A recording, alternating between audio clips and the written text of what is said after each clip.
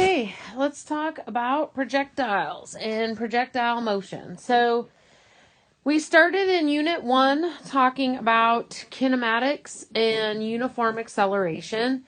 And then we went to Unit 2 where we talked about forces, balanced and unbalanced. That is Newton's first law and Newton's second law. And now we're kind of going to combine elements of those two units together in our Unit 3, which is projectile motion. So let's talk about what that is. The first thing you should do, if you have not already, is go watch the video about free fall and acceleration. So this is a really cool video. He goes and visits a giant vacuum chamber. A vacuum chamber is just something they can take all of the air out. And he drops some feathers and this more massive ball and sees which one lands first. So if you haven't watched the video, I suggest going back and watching the video. All right, there is another video you should watch that is in the same page as the bowling ball and the feather. And the video looks like this, and it's a guy who is shooting a basket with a basketball.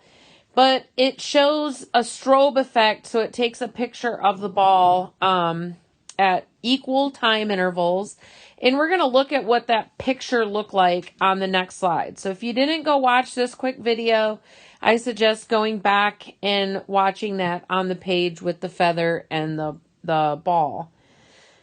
All right, so this is a screenshot of that same strobe effect. So you can see the basketball at these equal moments in time. You can clearly see the path that the basketballs are taking, okay? On its way up, it's pulled by one force, and one force only. So we're talking about the time after it left the hands, okay? Remember, when we're drawing force diagrams, it's a snapshot. So we don't care what happened before, and we don't care what happened afterwards. So we could erase all of this on here, and I could draw the force diagram for this basketball everywhere on here, and it only has one force acting on it, and that's the gravitational force. Objects do not require forces to move, okay? So to remind you, forces are not required for motion. Only energy is.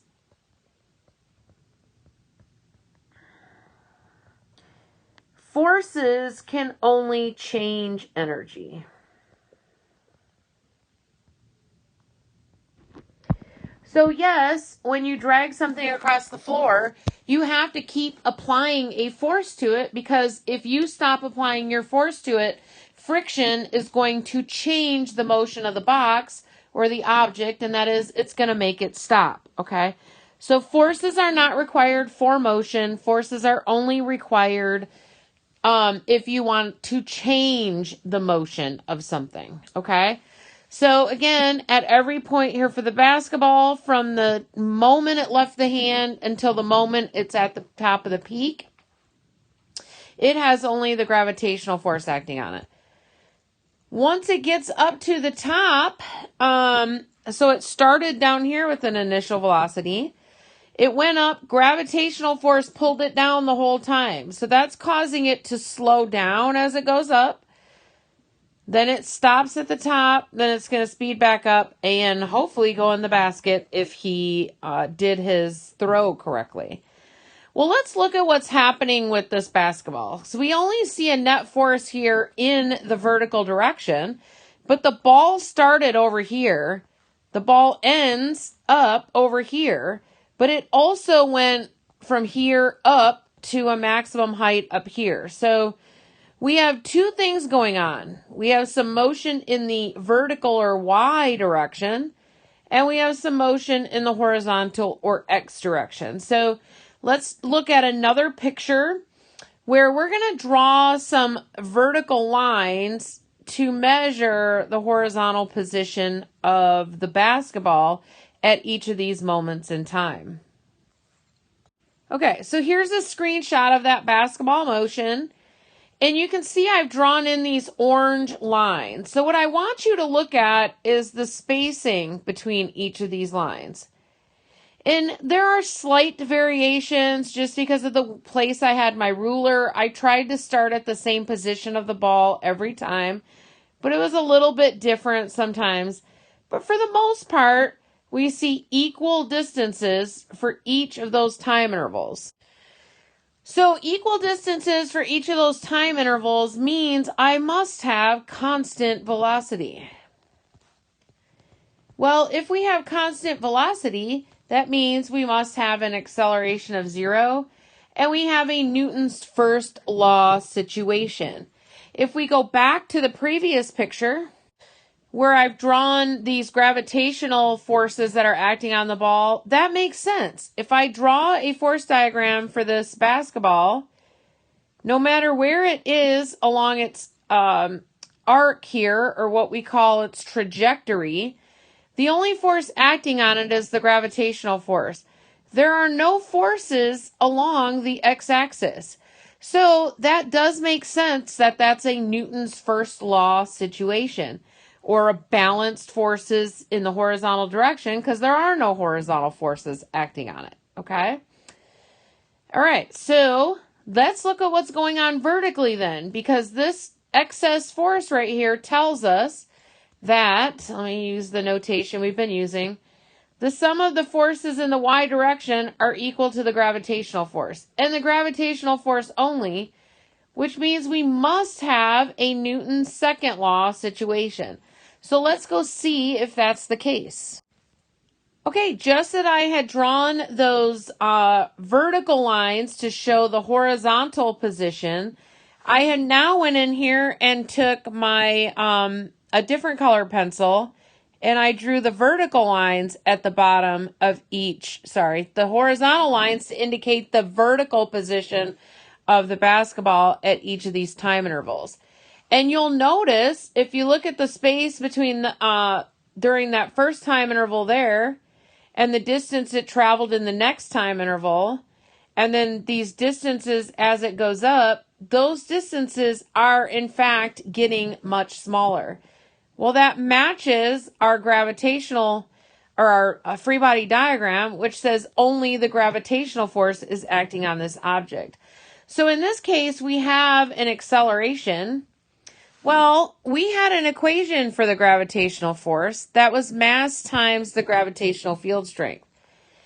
We also had an equation for net force, which is mass times acceleration. So if we think about what I wrote on that previous slide where I said the sum of the forces are equal to the gravitational force, but the sum of the forces are equal to mass times acceleration, that means the gravitational force is equal to mass times acceleration. Well, it's a special acceleration. We call it acceleration due to gravity. And on Earth, it's about 10 meters each second squared. Like I said in the previous video, this is not a new variable g. It's the exact same one.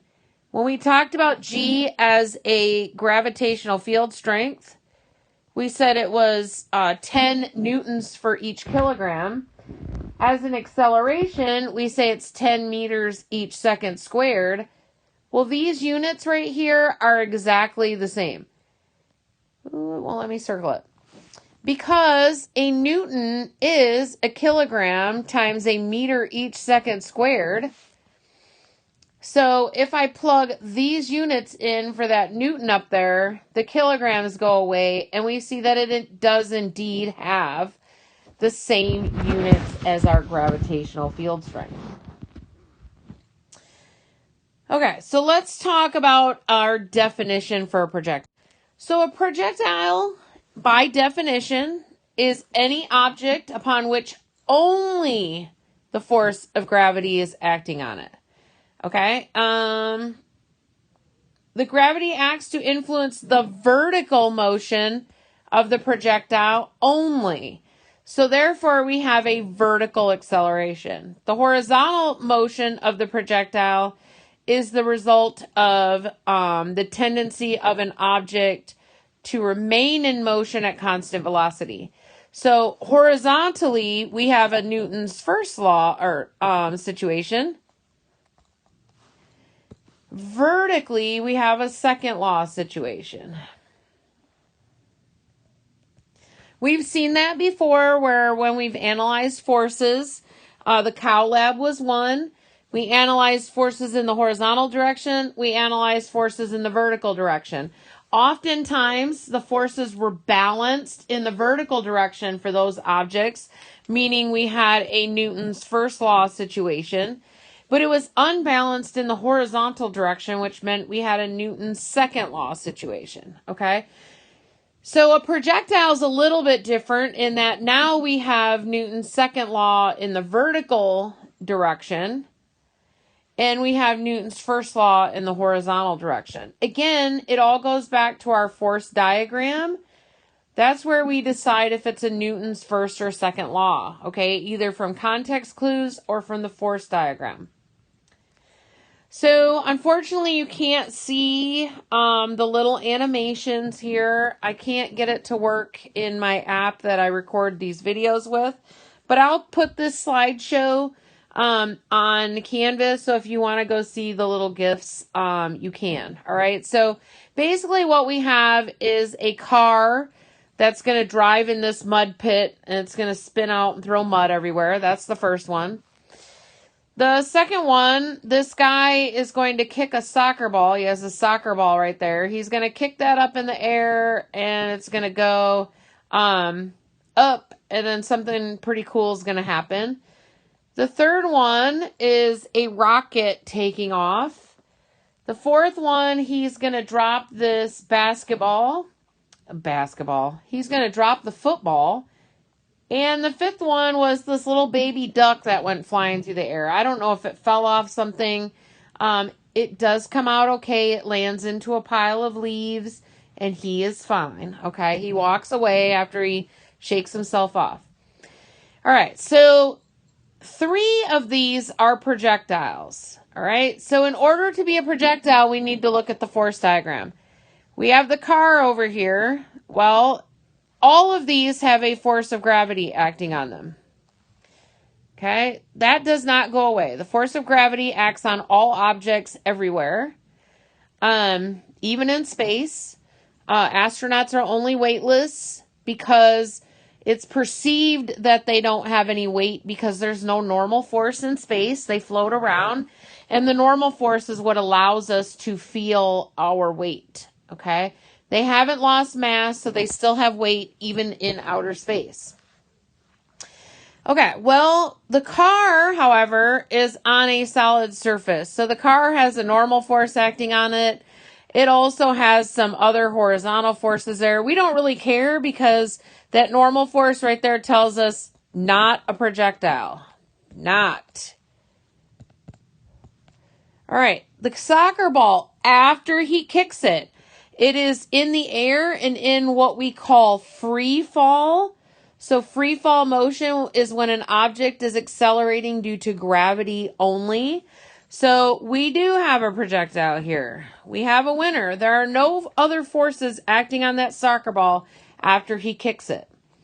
All right, on the rocket, well, the rocket, we see something going on here. The rocket is expelling those gases. That means as the gases hit the ground, they are pushing the rocket back up. We call that a thrust force. So automatically now we know this can't be a projectile because it has another force acting on it besides the force of gravity. All right, that leaves us the football and the little duckling. The football, as soon as he lets go, that's what we're analyzing. We're not analyzing it while he's holding it. We're analyzing the moment after he lets it go. It does become a projectile because there are no other forces acting on it. We ignore air resistance, so you don't have to worry about that for that situation. All right, and last but not least, the little duckling. No other forces acting on him either. So we have another projectile motion one there. So 2, 4, and number 5 are all examples of projectile motion. Are they the only examples of projectile motion? Of course not. But they are the examples we're going to talk about right now. In your practice problems, you're going to see a lot more examples than just these. Okay, so let's go ahead and talk about, do some notes, okay? So if you want to go grab the practice problems for today, on the front page, there is a notes outline. So if you're someone who has been printing the packets, you can print it. Otherwise, you can draw this on notebook paper. You don't have to have the packet. You do not have to print anything. So the first page of the packet has these motion in the X direction, motion in the Y direction boxes. Okay, so we've already kind of summarized this in the video, but let's go ahead and put our notes back in here again. I'm going to put some graphs in here real quick. So once I put those in, you can pause the video and draw those on your notes and then come back and I will explain them. Okay, so we're going to talk about the 3 graphs that we used back in Unit 1. Those graphs are coming back around. So I told you before, you can't let that go. You got to remember how to use these, okay? So remember when we're dealing with graphs, we are looking at 3 things we can do with them. Sometimes we read them. Sometimes we calculate slope. Sometimes we calculate the area. All of the practice problems for today, or most of the practice problems for today, deal with graphs. So if you are rusty on your graphs, you may want to go back and check those notes. Okay, so we already said in the X direction that the acceleration was equal to 0. So we have constant velocity in the X direction. Well, the graphs we had for constant velocity were straight and diagonal for position versus time graphs.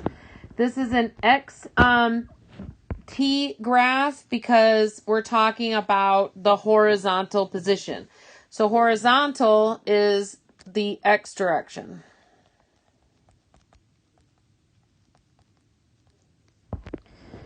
All right, well, constant velocity on a position versus time graph means that my velocity at every instant in time is equal to the same value. So if I plot it and draw in my best fit line, I'm going to get a straight horizontal line. For the acceleration, it's equal to 0. Oops, let me do it, be consistent with my colors. Forgot to draw in my plus, my zeros, and my negatives. Let me go ahead and do that. All right, so no acceleration in the horizontal direction. We had the mathematical model or the equation for that top, graph at the top.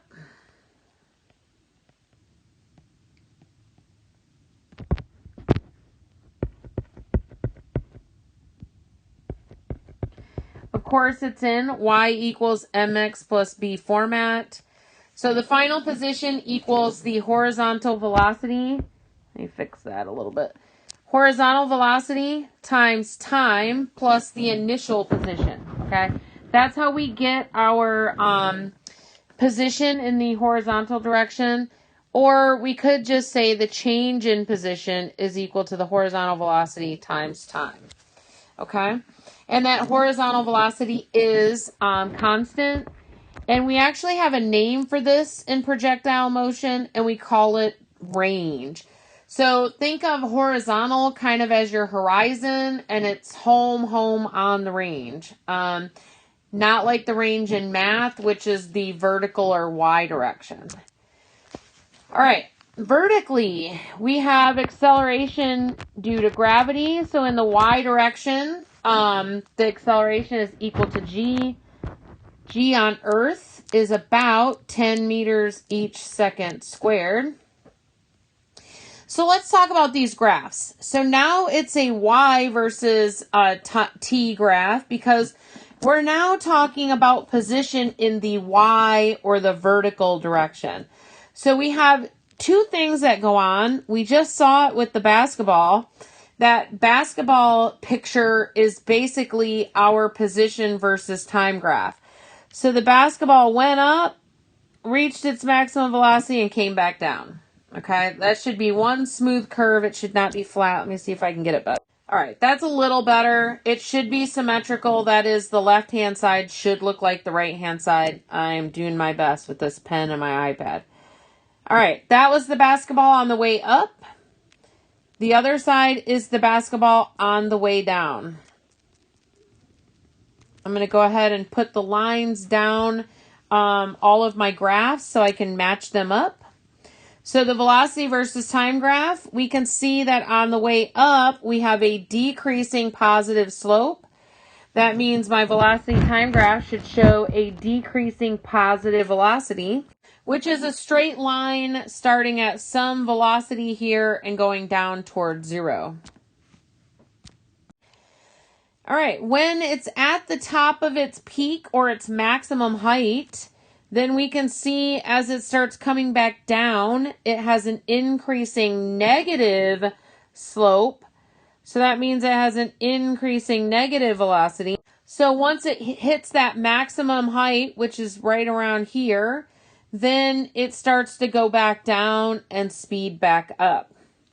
All right, since the acceleration is constant, we can see that from our straight line on our velocity time graph. It's going to be a straight horizontal line down at the bottom because technically it is a downward acceleration, so it should be negative. And it's a negative 10 meters each second squared every moment in time. Let me make my 10 better. I drew it like a 6. That's a little better. 10 meters each second squared the whole time. That force does not change direction, so it's in the downward direction the entire time, even though the ball moves up first. Remember, when the guy tossed it, he gave it an initial velocity in the upward direction, so it can't come back down until it slows all the way down and changes direction. All right, we have some mathematical models that we wrote when we did our kinematics. But instead now of x, we're going to have our final position is equal to our initial vertical position plus the initial velocity times time plus 1/2. I don't think I can move it over to the side. Sorry. T squared. Let me write that. All right, that's better. So our first kinematic equation is the final vertical position is equal to the initial vertical position plus the initial velocity times the time interval plus 1/2 the acceleration times time squared. But since it's acceleration due to gravity, we can rewrite this instead of using a, we can write it as gt squared because g is our acceleration due to gravity. We can do the same thing with our other variables. I should put y's in here. So the final vertical velocity is equal to the initial vertical velocity plus acceleration times time. But again, acceleration is due to gravity, so we can rewrite that with the g times t. And last but not least is the final vertical velocity squared is equal to the initial vertical velocity squared plus 2g delta y, or 2 times the acceleration due to gravity times the vertical displacement. All right, real quickly, we're going to talk about 3 different types of projectiles. So let me scroll down.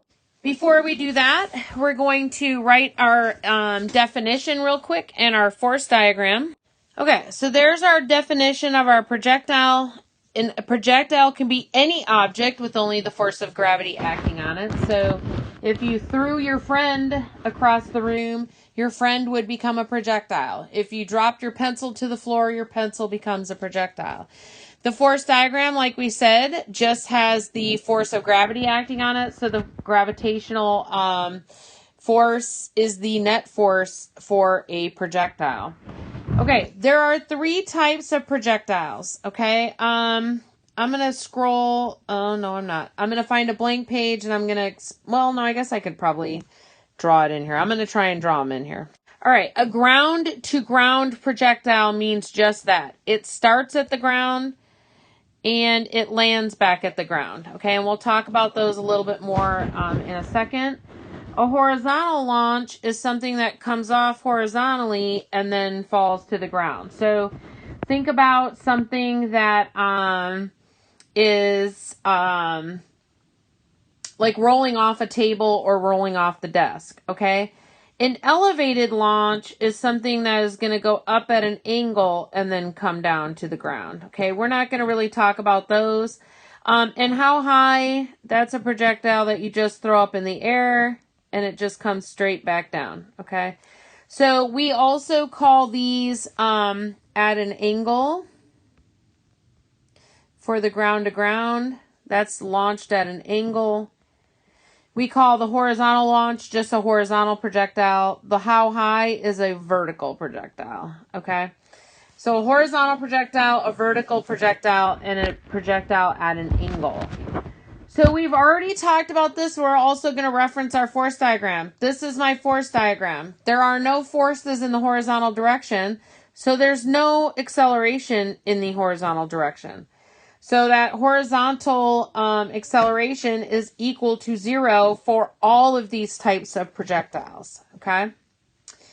The initial velocity is equal to the final velocity. So these two remain equal to each other, okay? So the initial and the final velocity are the same. And it can be found by taking that equation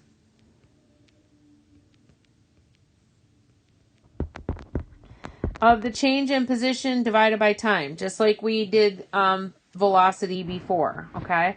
And these two equal each other.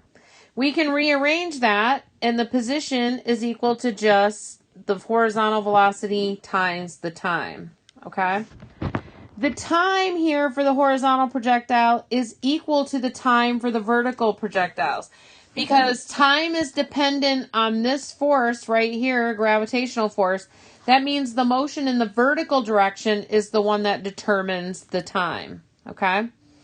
Horizontally launched, it's still exactly the same. These two are equal to each other.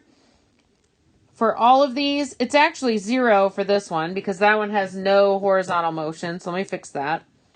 There is an equation we will talk about for this one that I forgot when we do at an angle. I don't think we're going to do a bunch of those with you, but it involves the sine cosine stuff. So you're going to have an overall velocity. Let me not call that the initial. And the cosine this time will always refer to the x or horizontal velocity. Okay. You can still also find that horizontal velocity with the change in position over the change in time. Okay, the horizontal launch, no angles, so the horizontal launch is just Vx equals the change in position over the change in time. The initial horizontal velocity is still equal to the final horizontal velocity because there's no horizontal acceleration. In elevated launch, just go ahead and scrap that one. We're not going to talk about that one at all, and I don't want to confuse you with extra steps. All right, in the vertical direction, we have acceleration in the vertical direction is going to be equal to g the whole time. And remember, g on Earth is going to be 10 meters each second squared. For a ground to ground, we can get the initial vertical velocity by taking v initial times the sine of theta. To do the final, you would do the same equation, but you would just take the final velocity times the sine of theta. And we'll do another diagram with that. I think we talk about that more next time when you're doing your practice problems. Your vertical displacement here, you're going to have to use one of the kinematic equations. Let's go ahead and number them 1, 2, and 3. You're going to have to use equation 1 or 3, and it's going to depend on what they give you. For the horizontal launch, it's a little bit easier. The initial vertical velocity is equal to 0. The final vertical velocity, you would have to use kinematic equation number 2, okay? This one right here. And the change in position, since the initial vertical velocity is 0, it makes that term equal to 0. So you can find that with 1/2 gt squared. All right. The vertical one, you're usually going to be given time, or there are some equations we can use. My video is going to end, so I'll have to do a part 2.